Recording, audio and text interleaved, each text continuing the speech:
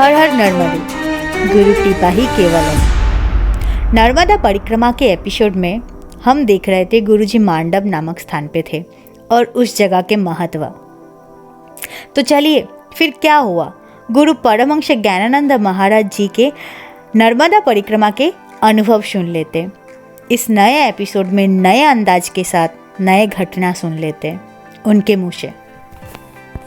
उसके पहले जिन लोगों ने अभी तक सब्सक्राइब नहीं किया है हमारे चैनल को, तो वो लोग जल्दी से नीचे लाल कलर की सब्सक्राइब बटन को क्लिक करके सब्सक्राइब कर दीजिए, क्योंकि जब तक आप सब्सक्राइब नहीं करोगे आपको नए नए वीडियो अपलोड के नोटिफिकेशन नहीं आएगा और आपको पता नहीं चलेगा। उसके लिए आपको सब्सक्राइब करना जरूरी है।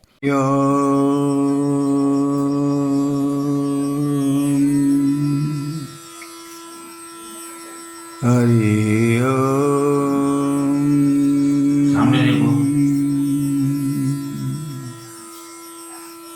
ओंकार बिंदु संयुक्तम परमात्मा स्वरूपकम कामदं मोक्षदं चैव तस्मै श्री गुरवे नमः।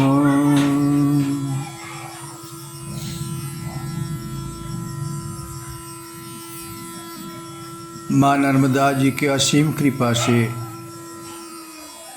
तीर्थयात्री परिक्रमावासी तीर्थ दर्शन करते हुए कभी कभी स्थान परिवर्तन के अनुसार उनको आगे भी बढ़ना पड़ती है। किनारा छोड़ के वे चले जाते हैं मांडवगढ़। मांडवगढ़ को कोई कोई मांडू भी कहते हैं। प्राचीन काल के राजाओं ने इसको श्रृंगार किया। प्राकृतिक नैसर्गिक दृश्य देख के जब जीव जगत विह्वल हो जाते हैं, उनको दर्शन करके अपने मन को स्थिर कर लेते हैं। वही स्थान मांडवगढ़ है। ये देवभूमि भारतवर्ष है। भारतवर्ष को भारतवासी कहते हैं माता जी, भारत माता। भारतवासी नदी मातृक देश है। बहुत सारे पतित पावनी स्रोतस्विनी है। गंगा यमुना नर्मदा सरस्वती नदियों को ये कहते हैं माँ। गंगा माँ, नर्मदा माँ, यमुना माँ, माता के रूप में नदियों का दर्शन करते हैं। गौ माता को माता जी कहते हैं। धरती माता को माता जी कहते हैं। ये भारतवर्ष के जो अधिवासी हैं उनका श्रद्धा अपने एक अनोखे स्थान पर पहुंचा देते हैं, जहां पर उनका अनुभूति के दरवाजा आत्मा स्थान पर स्थितिशील करा देते हैं। आप मांडवगढ़ की कथा श्रवण करेंगे। मांडवगढ़ में एक ऐसी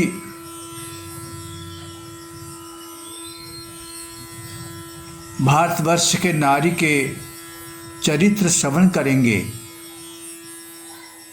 श्रवण करते हैं स्तंभित हो जाएंगे। माँ नर्मदा जी को उनके लिए मांडवगढ़ के ऊपर उपस्थित होना पड़ा। उनके नाम है रानी रूपमती। रूपमती ब्राह्मण कन्या थी। पिताजी एक संगीत के मर्मज्ञ थे। पिता और पुत्री दोनों संगीत के प्रति मनोनिवेश करके एक अद्भुत स्थान पर पहुंच गए थे। वही पुत्री केवल संगीतज्ञ नहीं थी,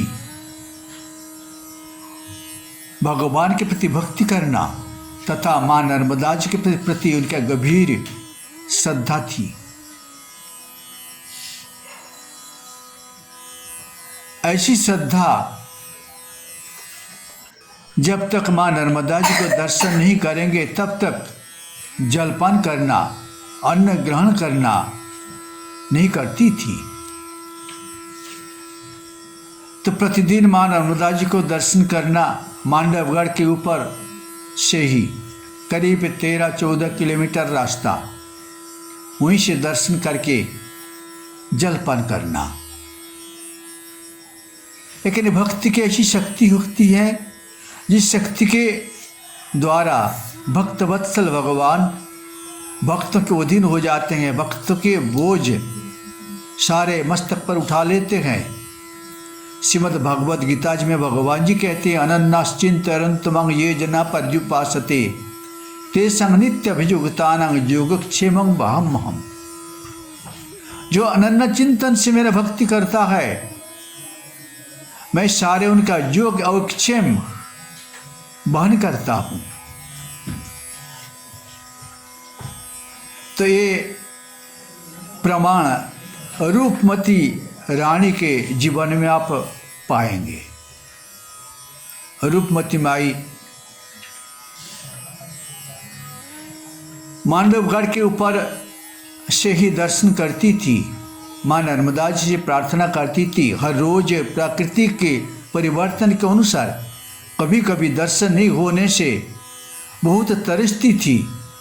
जैसे पपीहा जल के बिना तरसती हैं, वैसे ही मां नर्मदा जी से प्रार्थना की, है मां,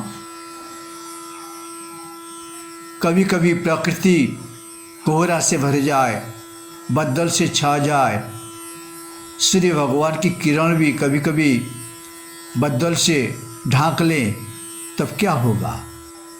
इस प्रकार स्थिति में जब सच्चे दिल से उन्हें प्रार्थना की तो माता जी वहाँ पर आके प्रकट हो गई थी, जिसके नाम है रेवाकुंड। आज भी परिक्रमावासी रेवाकुंड का जो तीर्थ उसके ऊपर से निकल के आ जाते हैं मांडवगढ़ दर्शन करके। लेकिन नर्मदा जी से जो सीधे सीधे रास्ता है उसको पार नहीं करते, परिक्रमा खंडित होने का डर से ही। तो तीर्थ यात्री मांडवगढ़ पहुंच के मांडवगढ़ का अनोखी छटा दर्शन करके आंखों को सफलता बना लेते हैं। लेकिन बड़ी आश्चर्य वाली बात वहाँ पर है, इतने ऊंचे पर्वत के ऊपर भी विंध्याचल पर्वत के स्थान है, बड़े बड़े सरोवर, तालाब, कमल, कपूर तलाई, कितने कमल खिल जाते हैं जब बसंत ऋतु वहाँ पर आके पहुँच जाते हैं। बड़े बड़े झाड़, आम, फसल सारे भरपूर है। ये तो वही मां नर्मदा जी की, गंगा माई की ही कृपा की वर्षा है, जो अभी भी तीर्थ यात्री दर्शन करके आश्चर्यचकित हो जाते हैं। इतनी सुंदर मीठा पानी, कैसी पर्वत माला के ऊपर। यहाँ पर बर्फीली हिमालय नहीं है, यहाँ पर तो 161 पर्वत हैं, लेकिन तब भी वहाँ पर जल की अभाव नहीं है। अपांग स्वरूप स्थितया तयितत्, मैं जल के रूप में अधिष्ठित हूँ। जल भी भगवान की विभूति है। जल अब रूपमती महल आज भी वहाँ पर संगीत के जो शौकीन जो हैं, संगीत गाने वाले लोग संगीत लेकर वही रूपमती महल पर में आप पहुँचते हैं। आप दर्शन करके दूर से सोचेंगे ये कैसी बनाया, कैसी कारीगरी से बनाया, वास्तुकला कैसी विचित्र है।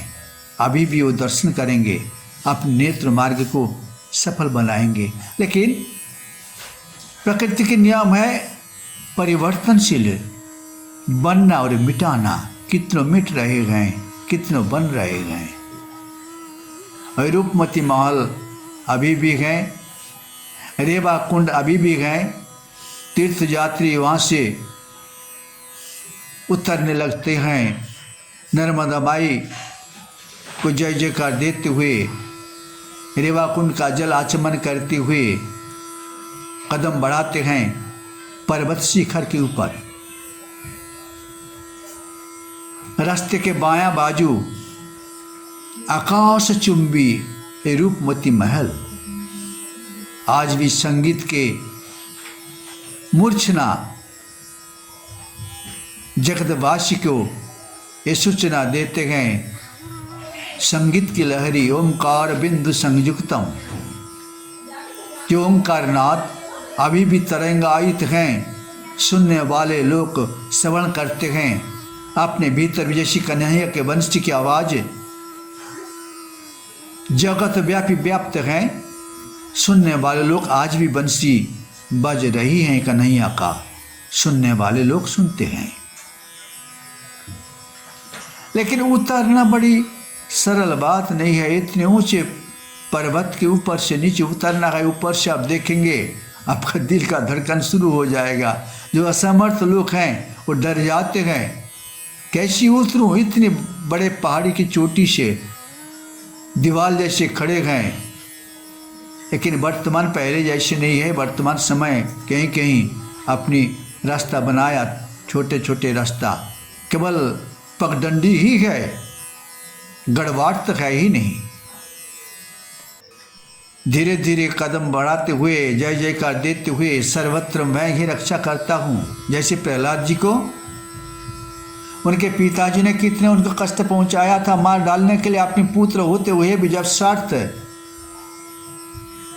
सुर नर मुनि सबके रीति, स्वार्थ लगी सब करे प्रीति। असुर कुल के हिरण्यकशिपु थे। जब देखा हमारे पुत्र के द्वारा मेरा स्वार्थ विघ्नित हो रहा है, उनको मार डालने के लिए उन्हें दैत्यों को बता दिया, तिनको मार डालो। तरह तरह के योजना बनाए। लेकिन ऐसी शक्ति उनने पा लिया था, जो शक्ति सुप्त शक्ति सभी के भीतर ही है। ऐसी कोई जीव नहीं है जिनके भीतर ये अद्वितीय असीम शक्ति नहीं है। और शक्ति के द्वारा ही सब कोई शक्तिमान हो रहे हैं। वही शक्ति को जगाने के लिए प्रहलाद जी कठोर तप किया था। माँ की पेट में रहते हुए परमात्मा का चिंतन किया था। वही शक्ति उनके भीतर जन्म लेने के बाद विकसित हो गए। जैसे कमल का फूल सूर्योदय के प्रकाश होते ही धीरे धीरे प्रकाशित हो जाते हैं, सुगंध चारों तरफ महकते रहते हैं। उसी प्रकार प्रहलाद जी को किसी भी तरीका से कोई नहीं मार सके। उनके पिता इतने बड़े असुर होते हुए भी उनने भी चिंतित हो गए।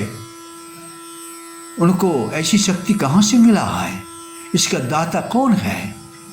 जो विष्णु भगवान के साथ मेरा विद्वेष है, जरूर वही प्रहलाद के भीतर सुप्त शक्ति को विकास कर दिया। इसलिए शक्तिमान होकर प्रहलाद को कोई नहीं मार सका। तीर्थ यात्री कदम बढ़ाया, आगे पीछे एक एक करके एक एक कदम बड़ी सावधानी से। और खिसकानी पत्थर भी गए और ऐसी चिप्स ऐसी गए, छोटे छोटे पत्थर का टुकड़ा। पैर खाली पैर हो, नंगे पैर हो तो कट जाएंगे। त्रिशूल जैसे, सुई जैसे, उसके ऊपर खल नंगे पैर हो तो कट जाएंगे, धंस जाएंगे। आते हैं, धीरे धीरे उतरते हैं, धीरे धीरे उतरते हैं। बीच में बैठना पड़ता है। दूर आप दर्शन करेंगे बड़े बड़े तालाब, सरकारी तरफ से तालाब बना दिया। लेकिन बरसात की ऋतु में इतने मनमोहक हो जाते हैं, वो देख के बिगड़ किसी को पता नहीं चलते हैं। अब तीर्थ यात्री बड़े बड़े सरोवर आसपास में दर्शन करते हुए नीचे उतर के आ जाते हैं। करीब 1 किलोमीटर होगा ही ऊपर से नीचे तक, घंटा भर, मतलब जो जितनी जैसी उतर सके सावधानी से, अपने को सावधानी से उतरना है। नीचे आप पहुंचते हैं, आके पहले गांव पहाड़िया लोगों का निवास है, दूसरे गांव में आके उन लोगों ने अपनी डेरा लगाया। श्री राम जी के मंदिर में उस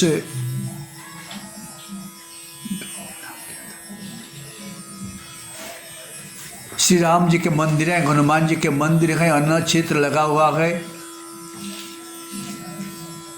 जहाँ पर अन्न क्षेत्र लगा हुआ है वहाँ पर ये अन्न क्षेत्र का जो व्यवस्थापक हैं, फिर गांव वालों ने आजकल बहुत प्रेम से परिक्रमावासी केवल परिक्रमावासी नहीं है, उनको उन लोगों ने जैसे माता जी समझ के, माता जी की जलधारा उनके पास शिष्य के रूप में है, माता जी की फोटो हैं, माता जी की भक्त करने वाले हैं, और उनको सेवा अगर करने से माता जी का आशीर्वाद अपने को प्राप्त हो जाएगा।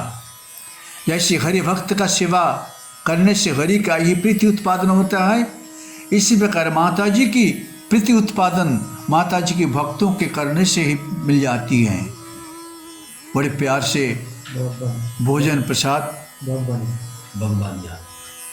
बगबनिया गांव के नाम है। पुजारी जी आ गए, गांव के लोग शाम को, बच्चे लोग, मतलब अपनी अपनी उम्र के हिसाब से जिनके हृदय में भगवान के प्रति भक्ति विकसित है, आरती प्रार्थना में योगदान किया, साधु संतों का सेवा किया, सेवा करके अपनी अपनी शाम को चले जाते हैं। किंतु पुजारी जी सवेरे 4 साढ़े 4 बजे आके पहुंच गए, आरती कीर्तन किया, तीर्थ यात्री की सेवा, लेकिन इतनी जल्दी चाय नाश्ता प्रभृति प्रदान करके वो लोग विदा करते हैं परिक्रमावासी को। फिर वहाँ से कदम बढ़ाते गए, नर्मदे हर मात गंगे हर जटा शंकरे हर।